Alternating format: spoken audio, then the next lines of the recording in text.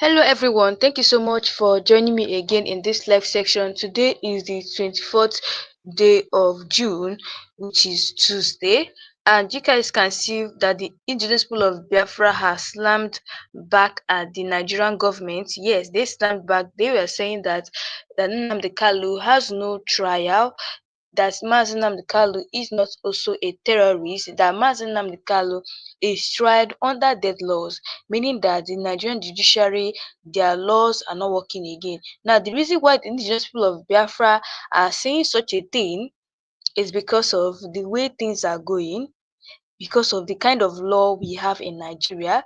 The people are no longer obeying the constitution. Sometimes the people in power, the people above, are no longer obeying the constitution how it is written there.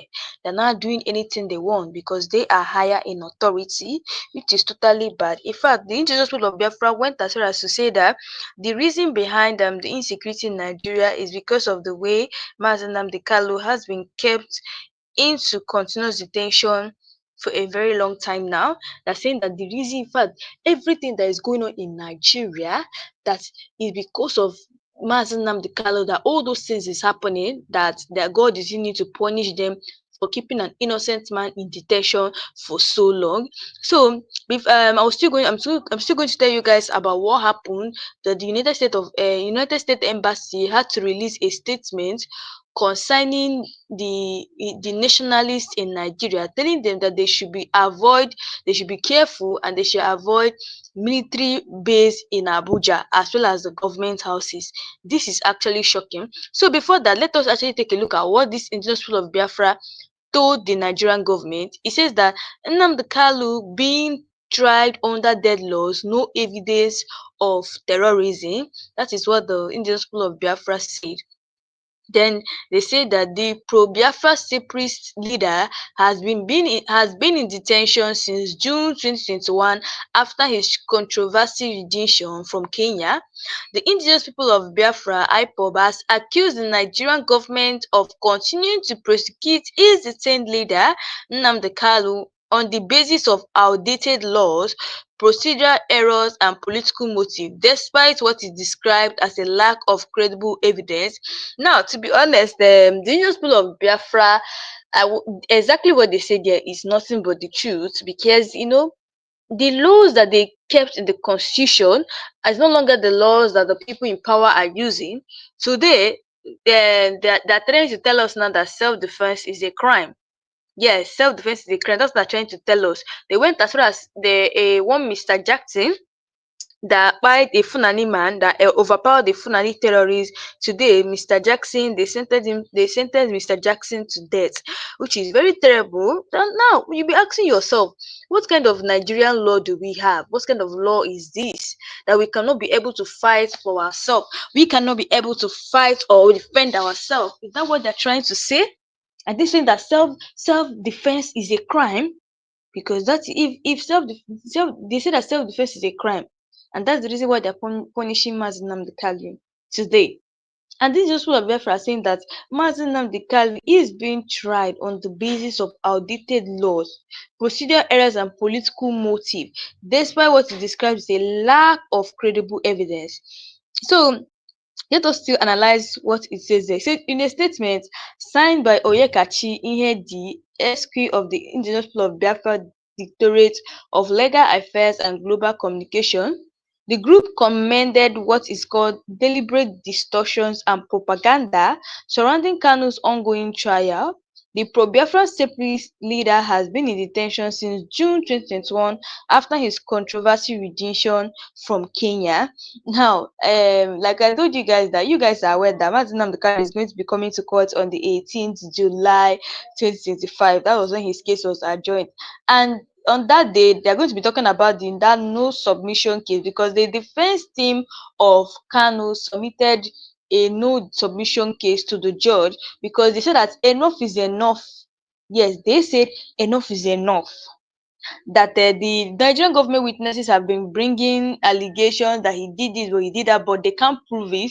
They have no they have no video evidence, they have no audio evidence, they have no written statements evidence to prove what they're saying. So immediately the Kanu's defense team had to submit a no submission case to the judge, meaning that on the 18th of July 2025, if the judge approves it, definitely Mazi Nnamdi Kanu is going to be free on that particular day. But if the judge doesn't accept it, he'll still be under detention. And now, like for me, I would say that I will never want to be in the shoes of Justice Omotosho.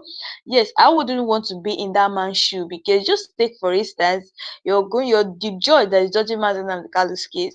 You have to use your sense wisely. And now I know that by now that man is going to be cracking his head. What am I going to do on the 18th of July? How am I going to take this case? Oh, this thing is this now relies on Justice Omotosho hand. It relies on him. So if Justice Omotosho denies the thing that Mazi Nnamdi Kanu's lawyer submitted to him, that means Mazi Nnamdi Kanu is still going to be in constant detention.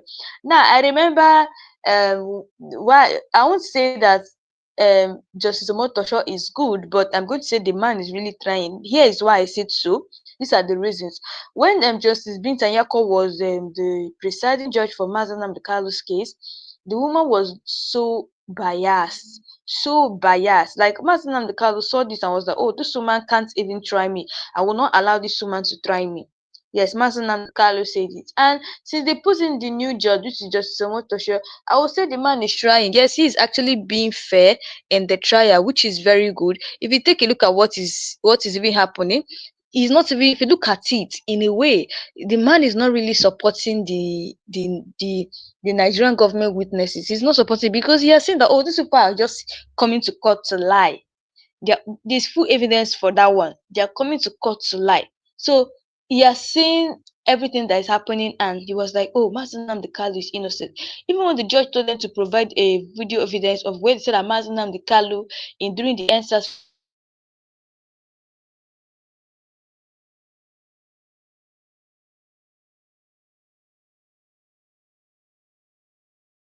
evidence." But the judge was like, "Oh, no, no, no, no, no, no, no,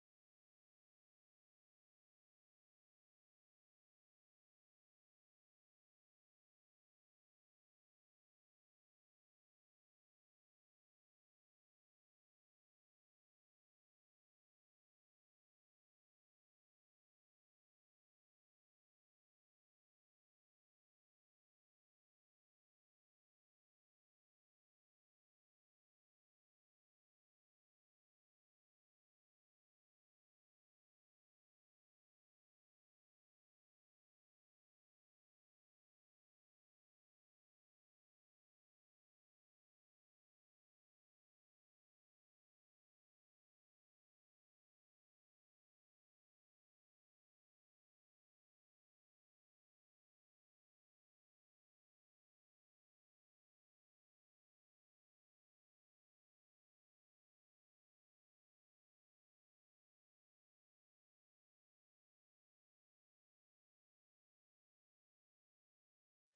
So, guys, taking a look at the thing that the Indigenous School of Biafra is trying to tell us here, they're trying to tell us that that the thing, this trial that are giving to Mazi Nnamdi Kanu is that they are trying him on an outdated law, meaning that they don't even support Nigeria law again.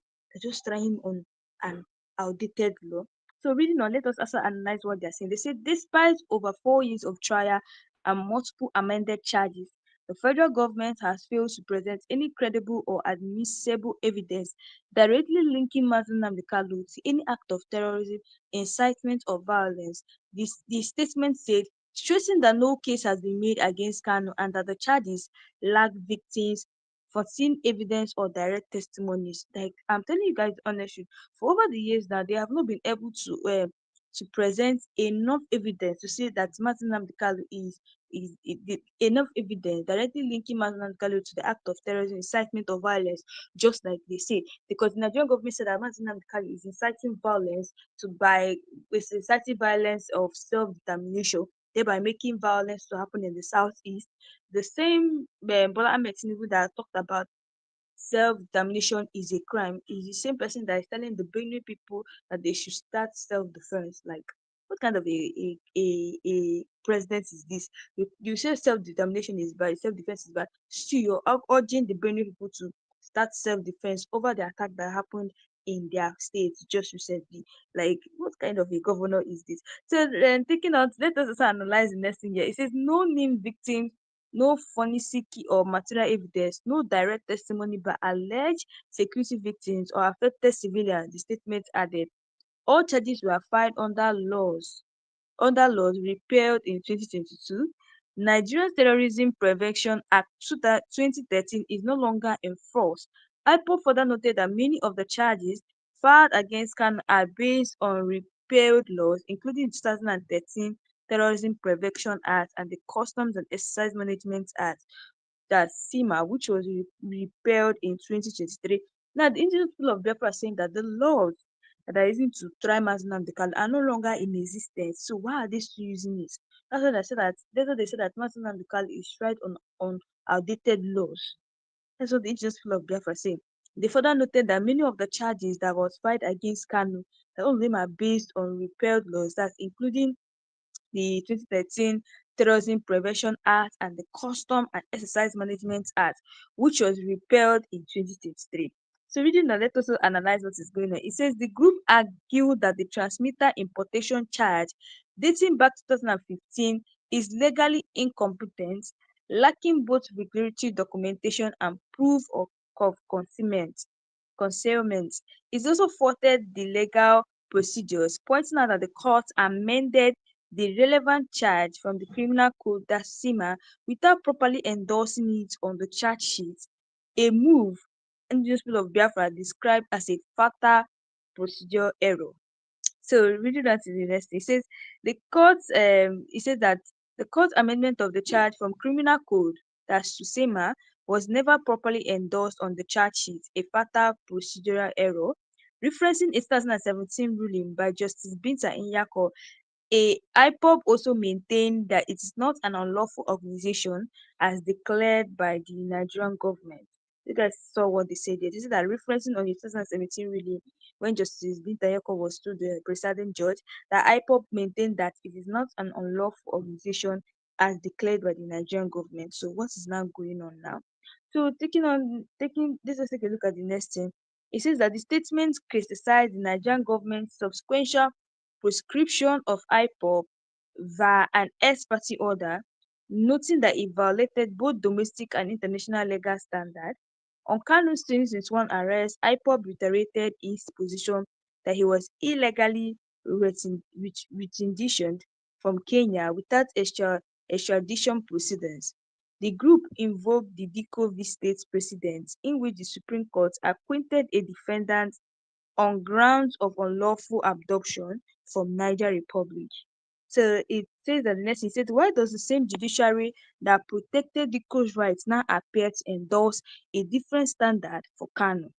That's what they're saying. So now why is it that that same judiciary that protected Diko's rights now appears to endorse another different standard for Kanu? Why is that so? Then they went on further saying, is there one law for individuals from the Sahel North and another for those from the Southeast? The statement queried, calling the disparity a troubling sign of regional bias. IPOB further rejected attempts to link the group or its leader to the 2020 EndSARS protests, referencing the Lagos Judicial Panel of Inquiry, finding out that inquiries findings that held Nigerian security agencies responsible for the violence, not IPOB. Now, they just would have asking me that is there any separate law for the Northerners? And is there also another one for the Southeast? Because they don't understand why the same judiciary that protected Diko's rights will now appear to endorse a different standard for Kanu, for Mazi Nnamdi Kanu. Why is that so? So the group called on the Nigerian government to respect due process and fundamental rights, end its reliance on media trials and propaganda, and has, which it described as a prosecution rooted in prejudicial narratives.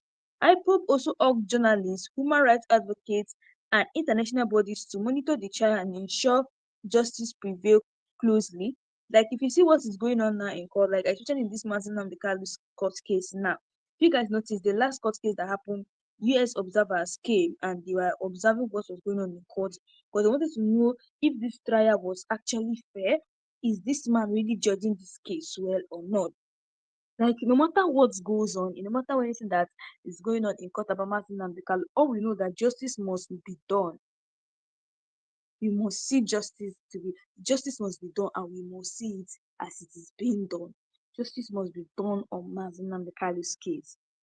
To be honest, justice must be done. I want you guys to actually take a look at what Barrister Darlington have to say about Nnamdi Kanu's trial, as well as the way they are keeping him in continuous detention. And I'll be right back. Guys, just take a look at this. But so far, no strong evidence has been adduced by the prosecution against Nnamdi Kanu. Look at it. The prosecution, or one of their prosecution witnesses, I think Mr. BBB or so, all the things they asked him was saying no, no, no. At a point, the the judge or Justice Omoto got angry and was reprimanding them that if they don't have any matter to, they should stop coming and all that. It happened. So there was nothing concrete. I was thinking they are going to present a cache of arms stockpiled by Nnamdi Kanu somewhere. Because how can you be a terrorist without gun, Mr. Okoro?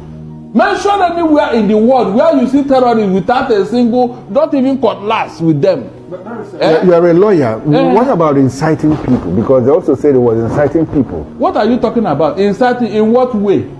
Hold on. They recovered radio Biafra equipment from him. Hold on, please. That is not the one of the hallmark of a terrorist. Politicians do incite people. True of us. Politicians. Were you not here when somebody told you that God told him that they should kill Tinubu's wife, Oluremi, that she's an infidel?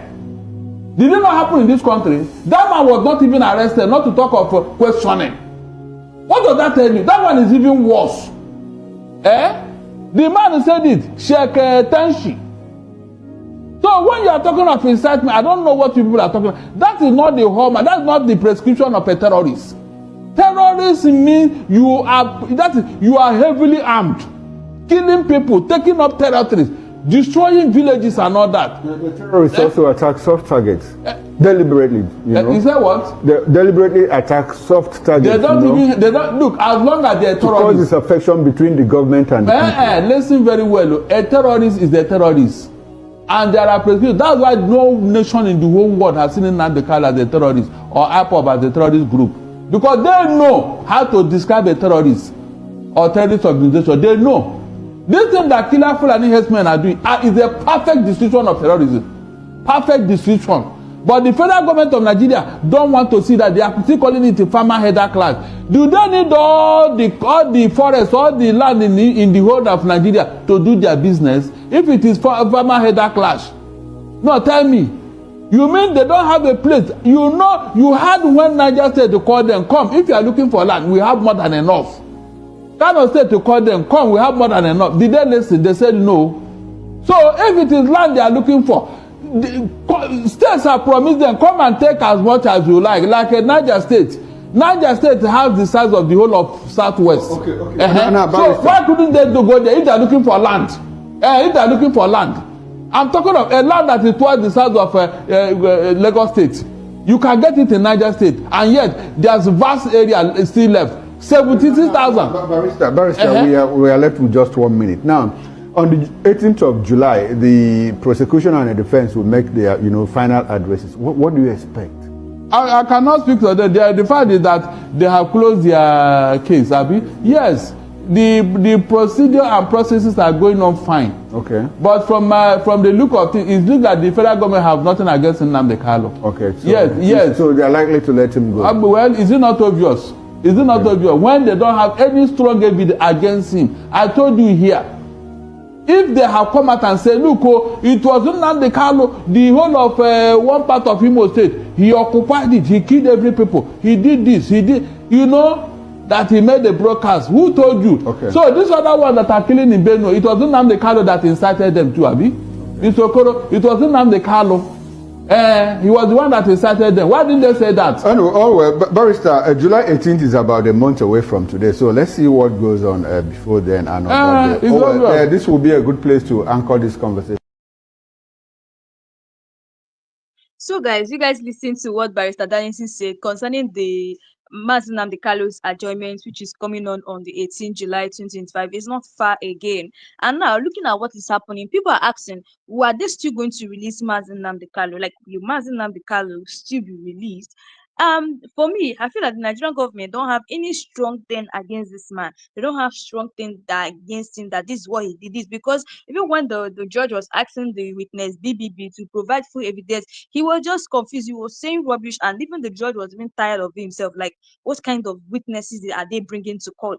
So, for me, I feel that they don't have anything against him, which gives them more chance that there's not that case now. They definitely will release Mazi Nnamdi Kanu. Yes, definitely Mazi Nnamdi Kanu is going to be released because they don't have any strong case against this man. That is just nothing but the truth.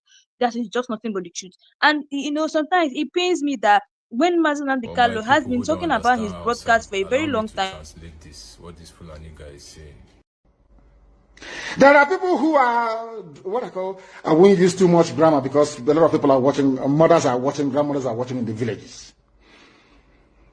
People who out of cowardice and self-hate think that Nigeria somehow can be won.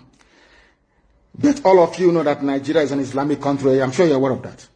All of you also understand the intentions of the Fulani. Oh, if you want the presidency, you have to work for it. Tinubu, you must work for it. How is Tinubu working for it? You must condemn anybody who comes out to speak against our people in your forest. That is what they are doing. Some of you don't understand it, but we do. Some of you do not understand what is happening, but we do. And that is why we are here to tell you. The real terrorists in Asarok, they have dropped them. And now presidency is telling you, you cannot touch them. But these are people killing people in Yoruba forest. No, you cannot touch them. A whole presidency. To tell you that every Fulani man is in on this. Their foot soldiers are Mieti Allah. Have you all forgotten that they gave Mieti Allah 100 billion? Have you all forgotten? No, typical Nigeria, nigger. Have you all forgotten? So you've forgotten that this so-called presidency, Garba Shehu, gave Mieti Allah 100 billion to come down to the south to give peanuts to useless monarchs and traditional rulers, so that our forests can be taken. Have you all forgotten? Oh, you have. Of course, you're in the zoo. You've forgotten. Did they give 100 billion to any other organization? Did Asorok give 100 billion to any other group? Why would a government give 100 billion to a bunch of terrorists and openly claim that they are stakeholders in the government? That is why government can come out openly, without shame, to support terrorists in Yoruba forests. Let them come to our land and they will see. They say that all the government of Ondo State and others must draw a boundary. Where, who are the bandits and who are the law-abiding? How can we know? As I'm going there, my phone, when your man can all the lizards, all the, lizard, their stomach is almost on the floor. So we don't know which one has belly ache. How do we know? How can you differentiate between a good headsman and a violent terrorist headsman? How can you know? How can you know? I'm asking you. Mieti Allah is there, remote controlling all your lives. Look at how they installed, after installing Hope, they installed the idiot Hope, George Obiozo. George Obiozo was the man that took Hope to the north to go and introduce him as a politician. The same that George Obiozo, he's an intellectual, as they, if you fools. Once they give you a degree, they say you're an intellectual. George Obiozo, before you took Hope to the north, did you know that Hope was doing 419 in Lagos? He was a fraudster doing Yahoo in Lagos. Who doesn't know in Imo State that Hope was a fraudster in Lagos? These are the type of leaders that they imposed on our people. Idiots. And we are there. Apex organization. Apex Ohanese. Apex. These are errand boys for the caliphate. That's why BBC is promoting him. That is why they are all promoting. That is what they have always done. Black people are like that. As I told you before, when the British came to stop the eastern advance of the French colonial forces in Benin Republic, in Badagry, basically in Badagry. You know what Britain did? They didn't go to England to come bring soldiers. They went to Ghana. They recruited Ghanaians, black niggers from Ghana, to come and help them to conquer their fellow niggers in Nigeria. They didn't have to go travel very far. That is why I keep saying that the brain of a black man is his greatest impediment. You see, inside this brain, everything a black man is suffering from is here. Inability to reason. Inability to reason. It is the truth I must tell you. Some may not like it, but of course I will tell you. You cannot, the presidency is telling, you cannot unilaterally push out headsmen. What are they doing in the bushes? In the forest? And they said it's to feed their cattle. Before the white man came, where were you feeding your cattle? Fulani? Where? What was your cattle eating then? They said it's climate change. Of course, it's a lie. You came from very barren, arid Sahel. No rain in Sahel for centuries. It didn't start today. You were able to keep your cattle, you drink the blood and you drink the milk. That's how you survive. Now, what are you doing in Ondo Forest? Our people cannot see because they are blind. People cannot see because they are blind. But we are here to open your eyes. All of them killing themselves over Jonathan presidency. From the so-called Niger Delta or Yoruba that was dying because of Obasanjo presidency. Where are they today? They are still the ones crying that things are not okay. So you think as an Igbo man, if you're there for 8 years, somehow, miraculously, you will change anything? Hiroshi tried and they killed him.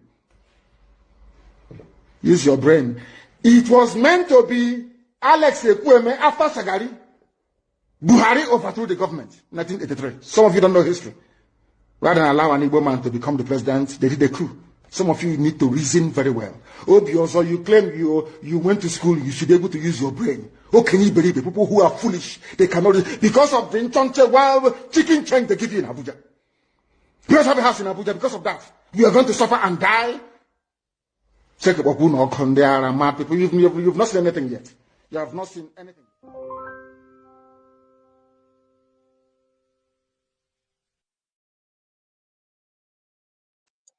So, guys, you guys were able to listen to what Nnamdi Kanu is saying concerning these Fulani terrorists and the way they came into Nigeria. Now, the question Nnamdi Kanu is asking, how were these people surviving before the Britain came? How were they surviving? When the Britain was around, these people were surviving in their own state. They were surviving, they were feeding their cows. How were they able to do it? So how come now that the Britain has gone and they have our independence has been gotten, now all of a sudden they're coming into Nigeria and they're telling us that it was climate change and this? So where have they been all this while when the Britain was around? When the Britain was around, why didn't they bring their cows? Now the Britain has gone and they have bought their cows. And the worst part is now they now stay in the forest. And the girl is asking, why don't you drive all these Fulani terrorists away? Why are they not driving them away? Is it that sometimes I do ask myself, is the Nigerian government weak to drive these people away? Is the Nigerian government weak to drive these people away? Because what is going on? Why is it that they cannot drive the Fulani herdsmen away from our community, knowing fully well that these people are causing attack? So that's I asked myself, who also weaponizes people to be carrying guns and be buying people? Every day by day, we keep hearing what is really going on. And this is the same thing that Nnamdi Kanu warned us about Fulani terrorists. He told us that these people are going to take our lands one day. He warned the Hausa people that, see, these Fulani people, these Fulani herders, they will come over, they will take your community. That is what Nnamdi Kanu told them. They want to Islamize Nigeria, but nobody listened to him. And this was the broadcast he made about it. Now, guys, take a listen. They have turned their attention to the West. They are forcibly occupying their land and telling them that they cannot do anything about it. A whole presidency in a country openly and brazenly supporting terrorists. All of you watching and listening all over the world, you know that Miyetti Allah is a terrorist organization. You know that. They have killed. They have said that Benue State is theirs for the taking as a spoil of war. All of you are aware of it. You know what they are doing. Anywhere you have Fulani headsmen, terrorists for that matter, they tell you, oh, they are pastoralists. They are allowed to do their businesses in the forest. All of you are aware of it. But you kept quiet, hoping that somehow Tinubu will emerge as the president, or an Igbo man will come as the president, and your family will start enjoying. But in the meantime, you have no more farmlands, you have no more forests, you have nowhere you can call your own home. The same stupidity exhibited by Hausa peasants that enabled Fulani to take Sokoto from them, that enabled Fulani to take Katsina from them, that enabled Fulani to take even Kanu from them. Every Hausa land is occupied either by a Fulani emir or a Fulani governor. Some of you don't want to reason you. Fulani can control you however they like. Once they announce it, Yoruba newspapers very foolishly and stupidly will support them because they want Tinubu as the president. And you are all dying every blessed day. You are all dying every day. Had you people risen up to say that what is happening in Nigeria is bad, there is no way that Fashoranti's daughter will not be alive today. That is the price you pay for duplicity. That is the price you pay for treachery. That is the price you will continue to pay until you rise up and say, enough is enough. It is up to you to do it. You did it during NSAS. You can do it again. Can you imagine Fulani people telling you, if you remove Fulanis from Yoruba forest, imagine Fulani telling you, if you remove them from your ancestral lands, there will be war. And you are panicking. And you have not asked yourself, why are they not saying the same thing about the East? Why did they not say to Eastern Security Network? Why did they not say to me, if you don't stop evacuating Fulani terrorists from the forest, there will be war? Because they know, they understand psychologically that you don't have what it takes to resist them. Do you know why Borno State is still alive? Why you still have the Kanuri people in Borno today? Was because they resisted the Fulani centuries ago. You have to go back to history to understand how Nigeria came into existence. Fulani has been expanding from day one, from Senegambia.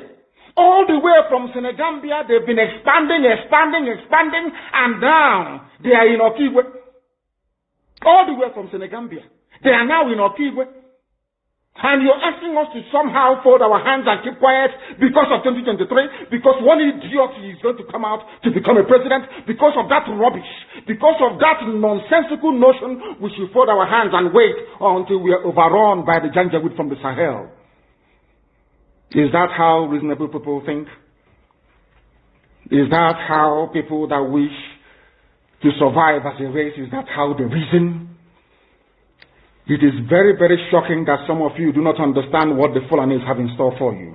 Very, very soon it is going to happen. And when it happens, your eyes will clear. And about whom you will see it very clearly. I was warning you. In 2014, 2015, 2016, they said he's a warmonger. He's a warmongering. I went to America and I told World Igbo Congress that this war you are avoiding is going to come to your villages. They said, no, it's not going to happen. What is happening today? When Yoruba was supporting the dead idiot called Buhari, did I not warn them that this evil you're supporting will consume you? They never listened. They never wanted to listen. Ipob is a terrorist group. You're trying to divide Nigeria. But Mietiala is not. People that you are calling bandits, have you heard anybody come out to say, please Buhari, since presidency is there defending terrorists in the forest, why don't you proscribe them? No, you cannot proscribe a Fulani group. Never. And all of you, we are supporting evil. When there is the proscribed IPOB, proscribed indigenous people of Biafra. These are Yoruba journalists writing junk. Every day they keep writing rubbish. But their land is under siege. Their land is under siege. And the Fulani will take it. It doesn't take time. So I am here today to encourage them that they must stand tall and be very strong, resolute. That is what Fulani does. They control the media. They have well-paid consultants all over the world doing their bidding for them. They have that woman at UN trying to lobby the world that everything is okay in the zoo called Nigeria. But you and I know that the zoo is not okay. You and I know the game plan of the Fulani. And what are you doing about it? Nothing. Every day you read, you lament, you complain. Every day you read, you lament. And that's all you do. That is all you do. You read, you lament, you complain, you do nothing about it. Your lives are being taken away from you. Your forests are being occupied. Your mothers are being raped. Your daughters are being abducted. And the whole national government, presidency, is supporting such people. And you're telling me that Nigeria is viably sustainable. Is that what you're telling me? That somehow this contraption is sustainable, it is viable. It can never be. Because the more you stay in one Nigeria, the more you are inviting the Fulanis to take over your ancestral lands, take over your villages, and to make life a misery for you. That is the end game. That is the outcome. If you doubt me, go and do a bit of research. Ask yourself, who are the Hausa people? Who are the Nupe people? Who are the Bachama people? All of these people were steamrolled by the Fulani march to the Atlantic Ocean. And now they're in Yoruba land. They're in their forests. They are in their forests. And who's going to drive them away from there? It's not the Yoruba youths. Forget about your useless governors. Your elders are very strong. I love Yoruba elders. The way they behave, the way they talk. Very, very strong. They say they support Akeredolu. This is the governor of Ondo State. They support him in what he's doing. People must come out to say that enough is enough. When you travel to the north, do you live in the forest in the north? The Ipob people in Sabongeri in Kanu. Are they living of course it's Hausa land, are they living in the forest?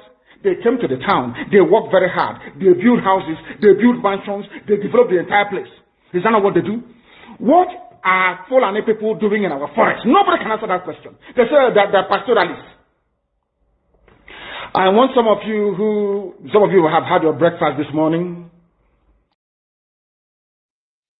Some of you guys listen to what Nnamdi Kanu is saying. Nobody can still answer that question to today, even the Nigerian government, what the Fulani terrorists are doing in our forest. Like, these people literally live in the bush, in the forest for over so many years.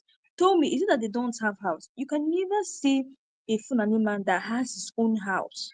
Like, these people are always in the bush. They are always in the bush, causing havoc. I'm telling you guys on the shoot, causing havoc in Nigeria. Just take a look at what happened in Benue State. It was a tragedy that happened in Benue State. Now, I'm going to tell you guys something. The U.S. Embassy immediately had to come out and write a statement to their nationalists, people who are living in Nigeria, warning them that they should please avoid Abuja military base as well as government houses due to the insecurity that is going on in Nigeria. Just like I tell many Nigerians, do you think that the foreigners are not aware of the insecurity in Nigeria? These people are so aware of what is going on in Nigeria. They are so aware, but that's why you see it's very hard for a foreigner to come into Nigeria to partnership with us when it comes to business, because they know that, oh, Nigeria is just a waste country. Oh, Nigeria is just so weak. Nigeria insecurity is in Nigeria a lot. Now, this is what a U.S. embassy posted on their page. U.S. embassy, they posted this statement saying that U.S. nationalists, please be careful, avoid Abuja military base and also the government houses. Now, let me just explain it in the language you guys understand. Let me use an instance. It's just like, for example, now you go to buy a battery, and in that battery, they write there, warning, don't leak the battery.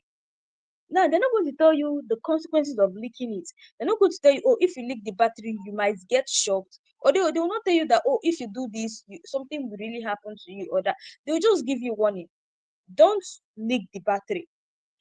That is it. So the U.S.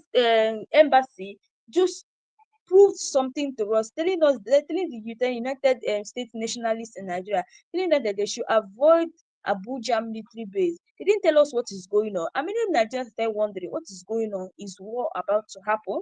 Because you guys know that the US, they are just like satellites of information. All this Facebook, TikTok we are using is the US that has it. Yes, they have it. So these people are like satellite of information. Let me just say that. Whatever you say, they're just like world power. So they have information a lot. So if you don't listen, if you don't hear what the United States of Information are saying now, you may not really understand, because these people know what's up. They know what is happening in Nigeria. They know what is about to happen.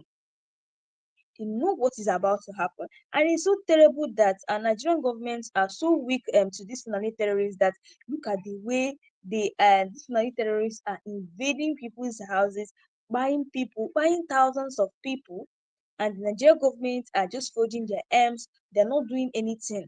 They're just watching.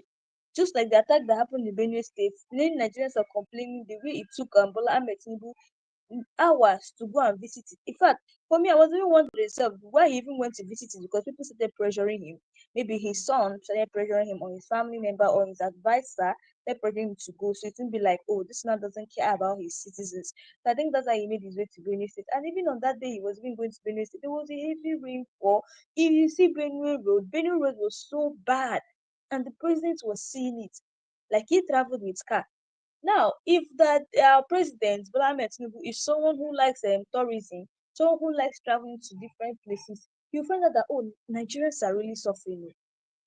The new person I know that has the capability to do that is Ipob. Ipob has traveled to many states with road, so he has found out that, oh, people are suffering. See the bad roads, see the I even saw a viral video online where this Northerners we are seeing tearing Bola Ahmed Tinubu's poster. Like, when I mean tearing, they were tearing it because they were like, we are tired of this man. And you guys know that Bola Ahmed Tinubu say he's coming now, he's coming for 2027 election, meaning that he still wants to be the president come 2027. And looking at the way it is, I'm not even sure it's going to work out again, because I'm not sure it's going to, because the Northerners are really tired of him. So if unfortunately, some even on that, maybe during the 2027, unfortunately during that time, this Northerners still vote for Bola Ahmed Tinubu, they know that the Igbos don't have sense. Just like Nnamdi Kanu will say that the Igbos, I mean the Northerners don't really have sense if they still vote for Bola Ahmed Tinubu again. Just like Nnamdi Kanu will say that, and that the brain that Nigerians don't think with their brain. You don't think they're just so unreasonable. How can you vote for a man that, oh, you've seen how his regime was for 2 years? There have not been any change in his regime. So you guys will still want to vote for him? Like, it's terrible. You guys will still want to vote for him. I want you guys to just listen to what this Northern man said about Nigeria, the way he stated that the Northerners are the cause of things going on in Nigeria. Guys, just listen to what this Northern man said, and I'll be right back. Let's tell ourselves the truth now, at least for once. See, I'm going to speak, and a lot of people will think I'm speaking like a Biafran, but no, I want us to reason like analytical human beings. The fact is, the division of Nigeria, with all the indications on ground so far, is inevitable. The division of Nigeria is inevitable without implementing the regional system of government. Okay, let's look at the indicators. Number one, the fact is, the issue of national insecurity at the moment happens to be majorly a northern problem, right? You quite agree with me on that. And in that regards now, any government of the day, any president at the moment that is not of the northern descent or northern origin that tries to fix that, if he's hoping to come for a second tenure, I bet you he can't succeed in that. You quite agree with me, right? And this is what I mean by that. Okay. In addressing, considering bringing into view now what happened recently in Benue, just the normal issue of farmers herders clashes, as they call it, right? Okay. In fixing this kind of situations, now forget about the deployment of military, police, whatever the president coming to visit. You quite agree with me that that doesn't solve anything, and it's not going to solve anything. The only thing that will solve that, to some certain extent, is we having a situation where there is ranches established for herders, right? That is to say, the herders must be in tune with changing times. Because you quite agree with me, there's no developed country you go to in this world today that you'll find a situation where animals wander all around. There's none. You can never find any developed country of that nature.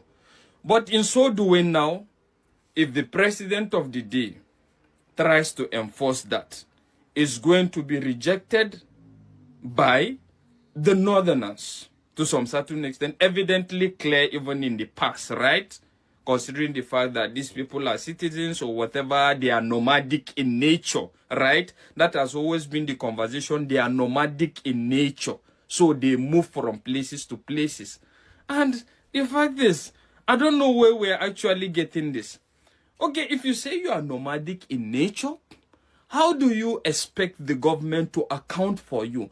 Have you ever seen a country where you have citizens being nomadic in nature and the government can account for them and make budget for? So you see, the fact is, the headers must be in tune with changing times, but they are not ready for that. And even the politicians are not ready to have that conversation. Let's look at the issue of dialogue. We need to preach dialogue. We need to be accommodating. There's enough to share, Abi, according to Tinubu. But looking at it, you quite agree with me that as far as this life, this nature is concerned now, people have metamorphosized over time, which is the fact that people no more just live because they want to embrace each other in love and peace and harmony. There are two things that guide and regulate the conduct of humanity.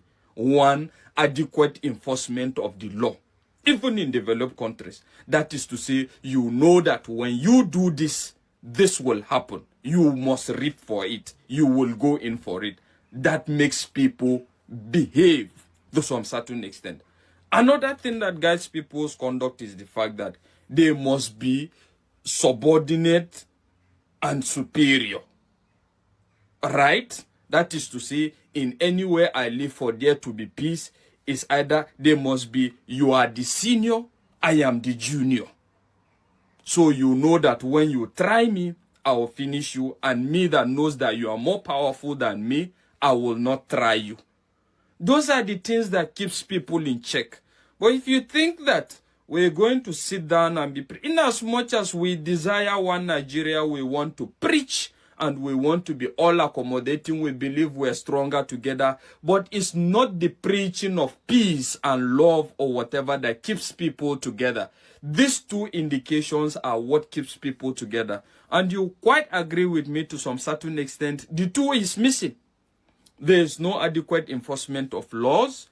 We are under-policed. Even the armed forces is overwhelmed. And a lot of other things. So what will keep people in check?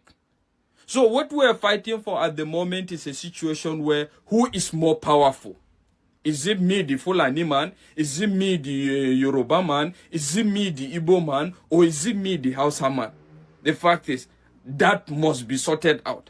When it's sorted out, now everybody will know his position and people now will just decide to keep quiet and whatever. Looking at it, when you now introduce our religious extremism in all aspects as well, that is evident in the country. You have a lot of radical Muslims, radical Christians who are not ready to tolerate each other. The only thing that will make us tolerate each other, let's tell ourselves the truth, is the full implementation of the law and the adequate protection of the vulnerable. That is just it. And all these things are missing. So how do you tell me we are not going to divide?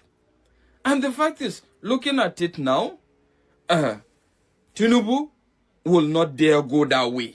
Right? Because by the time he tries to introduce that, okay, there must be establishment of ranches to curtail the free movement of the Fulanis, you quite agree with me that he is going to lose a lot of... the fact is he's already losing at the same time as far as the North is concerned at the moment.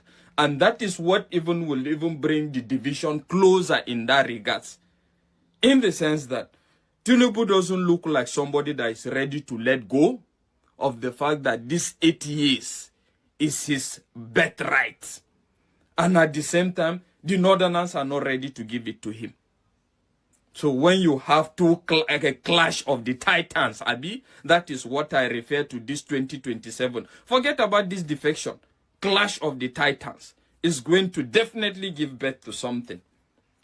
So, with all these indications on ground, my brother, the issue of one Nigeria, we are going to get better, will remain nothing but a delusion, seriously. We're going to talk more in this regards. I will drop more in this regard.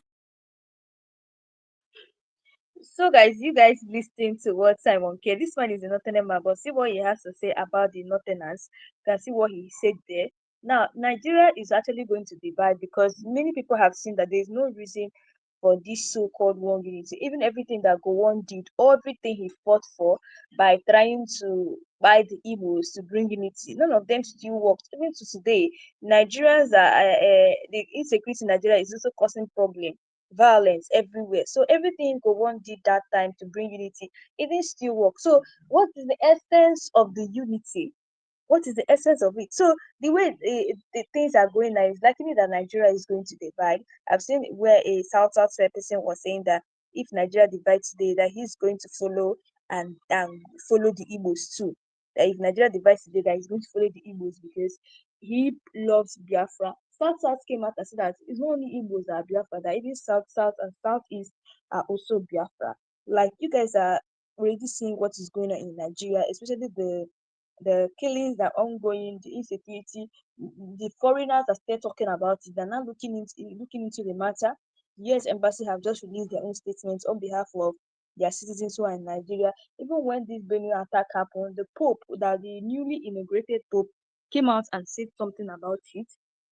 This to show you that people are saying what is going on in Nigeria day by day, and it's so terrible. To be honest, it's so terrible. You see the reason why Nnamdi Kanu said, if I get released today, like if I'm being released 2 minutes of my release, insecurity is going to stop in Nigeria. He knows what he said.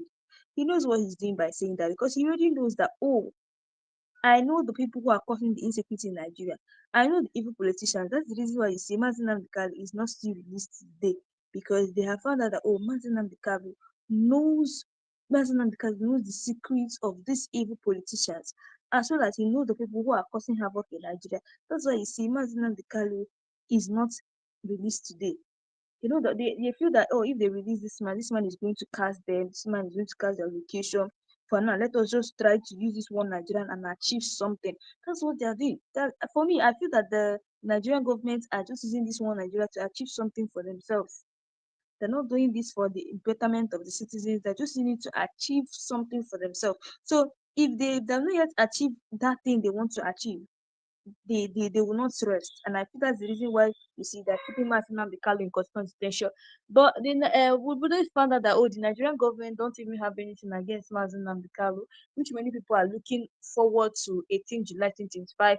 That let the judge determine what is going to happen. Let the judge determine Nnamdi Kanu's fate.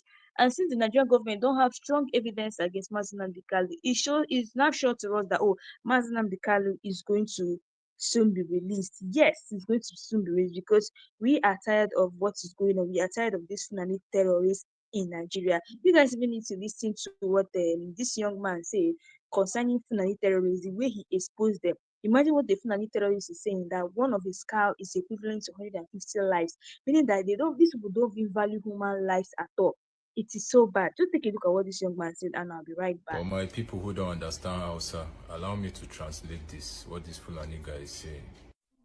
Why don't an kashe mutane 200 a Benue State shi zai tada hankalin mutane a dunga haya a social media to kaɗan kuka gani. He says, so because they've killed 200 people in Benue State, that's why everybody is getting angry. That why people getting angry now, that this one is really small. Ba kun rubuta kun ce za a kori Fulani a ƙasan Benue kuna dariya. Dama daga dariya sai kuka, za ku ci ubanku a wannan shekara. Za ku ci ubanku. Say they gonna talk, say me Fulani live on our land. When they write time, when even they laugh, say from laughter to tears now. Say when I go chop on a nyash. Mutum 100 shine me, shine tarzoma a zuciya. Mu shanu na aka kashe muna. Mutanen mu nawa aka kashe a daji da ruga, duk ba ai komai ba. Ai kashe mutane 100 wallahi ba laifi ba wani abu kuma. Kaɗan ne. Say waiting be 100 people. Say waiting be 100 people. Say because they kill 100 people, now they make una mind the vex. Say what of their people where they don't kill for bush? How many of their cattle where they don't kill? Say this one a small thing now. Say no worry. You get.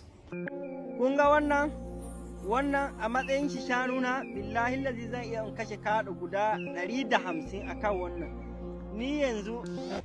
Now he's saying you see this cow. Now see this cow where they here, this young calf.